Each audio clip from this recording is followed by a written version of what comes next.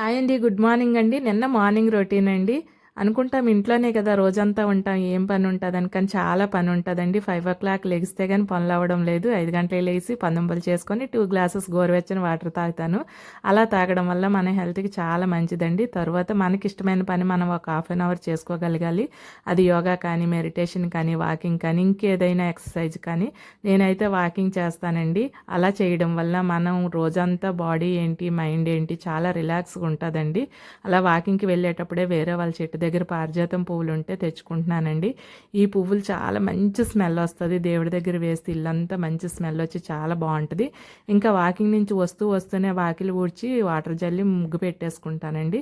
ఇంక ఇంట్లోకి వచ్చినాక దాహం వేస్తది కదా! ఇంకా ఒక గ్లాసు గోరువెచ్చని వాటర్ తాగి నైట్ గిన్నెలు తోమడం అవ్వలేదండి. అంట్లన్నీ శుభ్రం చేసుకొని వంటగది మళ్ళీ శుభ్రం చేసి ఇంక ఇల్లంతా ఒకసారి సర్దుకుంటానండి. ఇలా సర్ది ఇల్లంతా మాపింగ్ పెట్టుకుంటాను. ఒకసారి ఊడ్చేసుకొని మాపింగ్ పెట్టుకుంటాను. ఇలాగా బుధవారం, శనివారము 2 డేస్ మొత్తం ఇల్లంతా చేస్తాను. మిగతా రోజుల్లో ఇలా హాలు, కిచెను, పూజ గది, డైనింగ్ రూము చేస్తాను. తర్వాత హెడ్ బాత్ చేద్దామని ఆయిల్ పెట్టుకున్నాను.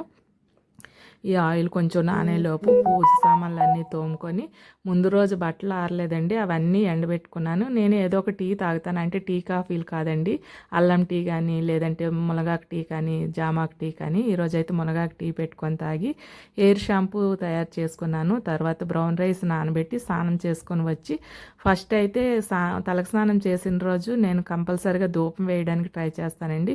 బొగ్గులు పిడకలు రాజబెట్టి పక్కన పెట్టుకొని ఇలా పూజ కంప్లీట్ చేసిన తర్వాత ధూపం వేస్తానండి. పిడకల మీద ఆవు నెయ్యి వేసి ధూపం వేస్తే చాలా మంచిది. ఇంట్లో అట్లా ఎలాంటి చెడు బ్యాక్టీరియా ఉన్నా పోతుందండి.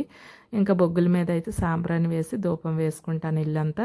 ఇంకా అయిన తర్వాత మంచి బ్రేక్ఫాస్ట్ కావాలి కదా, మిల్లెట్ జావ్ చేసి ఆమ్లెట్ వేసుకొని ఇంకా బ్రేక్ఫాస్ట్ అయితే